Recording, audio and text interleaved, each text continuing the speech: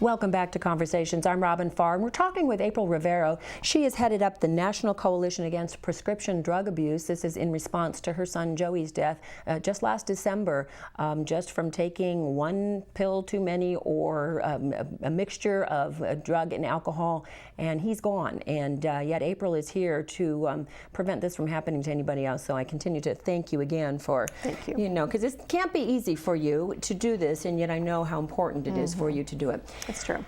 Let's talk about the doctor that maybe didn't prescribe, just gave the pills, it seems, almost to Joey, and had done this with several others. What's the update on this dirty doctor? And I will use that term. Well, I will too. And she did give him prescriptions. Joey had legitimate, quote unquote, prescriptions when he left her office. He was directed, by the way, to go to a specific pharmacy. That pharmacy is also under investigation. We haven't really talked about that. So more to follow on that one. Yeah. But the dirty doctor down in Southern California, so keep in mind, Joey was in Arizona. He and two other students from that school traveled 6 hours to this particular doctor because it was understood that she would be very freely helpful with prescriptions. One of the students that Joey went with already had the trip planned, along with another one that Joey happened to be friends with. And he just kind of got sucked in at the very last minute the night before they left. He didn't know about it, but happened to be sitting around Mill Street where a lot of the kids hang out and learned about it. And somehow he got enticed into going on this road trip. So 3 or 4 hours later, he's in the car, they're driving there, and they meet up with this doctor. So she basically prescribed for Joey with a very minimal examination of any sort. She gave him an x-ray which showed nothing, but apart from that, there's, I'm sure, not going to be any evidence of any further medical examination. He walked out of there with 90 oxycodone, the painkiller, 30 milligram strength, which you don't normally start at. It's much less than that. So something to get you kicked off pretty quickly in terms of painkillers. He walked out of there with 90 somas, which is a muscle relaxant, also very potent, and he had 30 Xanax. So in the day, based on what she prescribed him, a 30-day round of medication, he should have been taking 3 oxycodone, 3 somas, and 1 Xanax. And how in the world anybody at his level, having not done this stuff. And for what? What was the diagnosis that he had? He had an old football injury that he had pain from. He had muscle issues and he couldn't sleep. He was anxious. I don't know. Those are the things I've been told he probably said. But bottom line, not a problem. She gave him what he walked out of there with, and he went to the pharmacy he had been directed to see. He filled the prescriptions, gave half of the prescriptions that of the oxycodone, he gave half of that prescription to the boy that was the connector to the doctor. So he was off and running, either using or selling them himself. Okay, then, as in payment for for the introduction to the doctor. Because once that first introduction, he's now a patient of the doctor, and it's a 30-day cycle. Every 30 days, or more even more often than that. If you get lucky, you can go back there and get more. Oh, goodness gracious! So that's what's happening out there, and. So there have been articles now because, I mean, you see Joey's face in the Chicago Tribune or something like this. Okay, so something has come down. They have, are they investigating her now? Oh yeah, they had been investigating her for 3 years, and the DEA had been working with all sorts of other governmental agencies, and that included the medical board to investigate this doctor. So on the 25th of August, I got a call to let me know, finally, 8 months after this happened to us, the doctor's office was being raided that day. They were in process. Raided meaning, do they give notice, or do they just come storming in and start looking for the drugs? Yeah, and well, what they do, they don't look for the drugs. They come in and they basically confiscate all the medical records for all of our patients, and that will then allow them to do further investigation to, connect the dots and find out what else she was doing that they didn't even know about. So they took her records, they removed her license that allows her to prescribe the harmful drugs, the Schedules 2 through 4. Narcotics, basically. So basically she's allowed then beyond that to go ahead and practice, but she can only prescribe not painkillers, I'm sorry, it would be antibiotics and non-harmful addictive drugs. So her office was left intact. She's allowed to continue practicing, but she cannot do the dirty things that she's been doing. 2 or 3 days following that, the Osteopathic Medical Board announced that they were taking steps to revoke her medical license, which is the hugely important thing, the next step.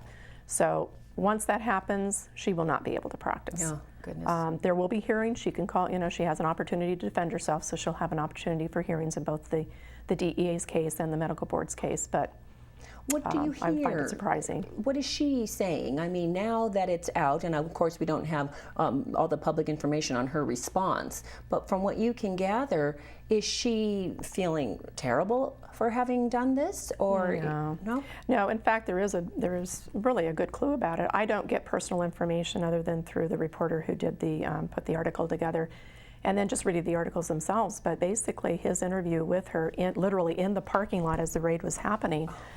She just indicated that it was not her fault. She never intended to kill anybody.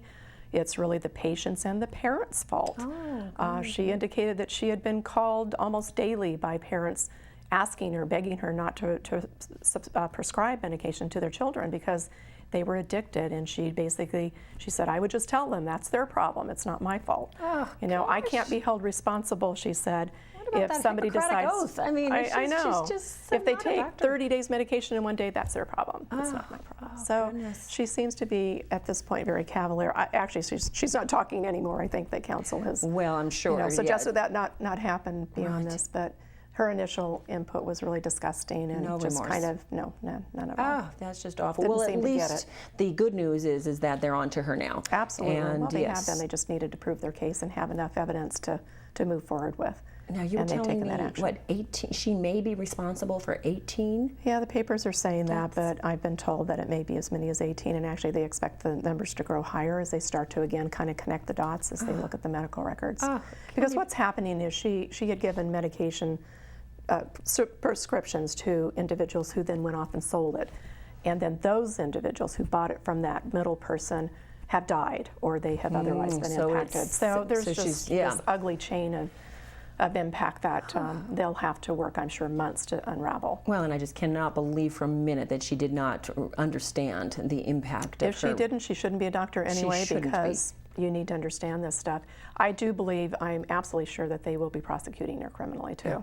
The feds are very good, as you know, about building their case, and so they're going to do their due diligence, and I do believe that they will pull her in for that too. Well, that is just good a matter news. of time. Yeah. I mean, it really is. I mean, this is, and she's just one of, I don't know how many. That's the problem. But that at is least, a big problem. Yeah. I'm hearing there's a lot of them in Southern California in particular, just droves of them, in fact, and it's a very scary thing. Let's talk now about the National Coalition Against Prescription Drug Abuse. This is the coalition that you began. Tell us how that's going. You're on Facebook. I mean, this has really become this is what you do. It is. I actually have a part-time job, and I'm thinking I may have to quit it. This has become, every day, it seems to mushroom and grow that much bigger. On a national level, we're connected with organizations that, one in particular, CLAAD, C-L-A-A-D, that has done an amazing job of looking at every aspect of prescription drug abuse, because it's not just all about who buys them or the dirty doctor. There are many different facets to the whole issue. And so they've done a great job of preparing a document that looks at all those individual areas, and they've actually made recommendations that they would like to see implemented. So bottom line is we're working with them. We're going to, in fact, tomorrow be looking at specific ones and trying to put a game plan together to actually do something through legislation or whatever else we think will help in those areas. Some of it's education, some of it, though, is going to take law changing to help. So on a national basis, I'm connecting with parents, I'm connecting with other organizations. Our goal is to have our organization be an umbrella of sorts that all these different grassroots organizations can come into, so that we can be a larger voice and have a larger impact on legislation and anything else out there. Does it surprise you that it took you to have to do this? I mean, this just seems like such a huge problem, and you started this? I started it here. I will tell you, there are a lot of other grassroots organizations, but I think the vision we have that's not something we've seen before is having this umbrella, so that these various small organizations that were typically started by parents like I who lost their children can come together and be a larger voice, and we can share best practices. What worked in your area? Let's test it here, that kind of thing. When it comes to suggesting something to the ONDCP that sets our drug policy, we can come together as a unit instead of individually pot-shotting this. So I think it's going to be much more more effective overall. So we're doing our own thing locally, but we're also trying to build this connection on a national level. Right, and thus the National Coalition. There's something that is going on nationally. It's the National Take Back Initiative. Locally, well, it's actually across the country. It's happening on September 25th from 10 a.m. to 2 p.m.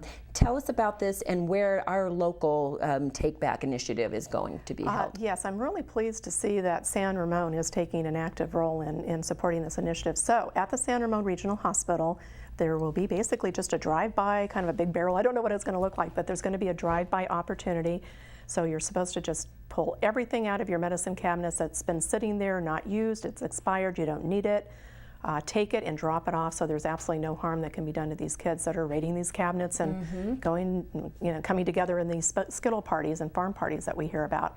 So that is the location, but if they go onto the DEA.gov website, anybody in the Bay Area can actually go in and put their zip code in, and it'll give them the drop-off location that's closest to them. Okay. But for our area, probably San Ramon will be the closest one. I think otherwise there's one in Oakland and maybe San Leandro or something. So. Well, the other nice thing about it, too, is not just getting it out of the hands of our children, but it is disposing of it properly. That's right. You know, we really don't want this kind of stuff going into our oceans or into our landfills or anything else like that. We really, these people will take care of it. That's right, and our organization is going to have representation there to pass out as people drop off their drugs. We plan to pass out information to encourage them to continue doing this on a routine basis, not just on a national single day, and to also understand how they can dispose of this stuff properly if they can't get to a drop-off center. So we just have a couple of minutes left. There's a video contest that's kind of launching. Tell us a little bit about that. Well, we talked a little bit about the national initiatives, but locally we're doing a lot, working with some of the other organizations and agencies in this area to put educational programs together to get out into the schools and do our assemblies and whatever else. So one of the things that our organization is going to be doing, and we're starting it now, is a video contest. So we're encouraging kids between the ages of 12 and 17 to put a short video together and present it to us for judging. The top 5 videos will get prizes, of course. And we would love to have prizes, so if anybody out there has something they'd like to give that kids would love, that would be great. But bottom line is it's going to be about prescription drug abuse. So they're going to be used as PSAs, public service announcements. They'll be used in schools, they'll be put up on our website, and it's going to give kids an opportunity to do the research they need and to learn about this issue, to put the video together. And then of course we're going to have online judging, so people will be directed to our website so they can actually view them, learn about the subject, and then vote on the top 5. And that will be spoken in December. We're going to have they're going to be due by December 31st, and then we will have a judging panel that will look at the 100 or so we get, and then we'll decide in the end which 5 will be posted on the website, and then online voting will happen. Well, see, everybody can get involved in this, and I mean, I think that's what it's going to take, is more and more education. This is April Rivero, National Coalition Against Prescription Drug Abuse. Check out her website because you can find all of this information on there, www.ncapda.org, and the phone number over there, 925-480-7723. April, thank you again for coming on the show and giving us this update. There's a lot of good news coming out of this. There is. Happy to hear it. We'll have more in the future, so we'll see you again. Thank you. And that'll do it for Conversations this week. We'll do it again next week. Until then, I'm Robin Farr. Have a wonderful day.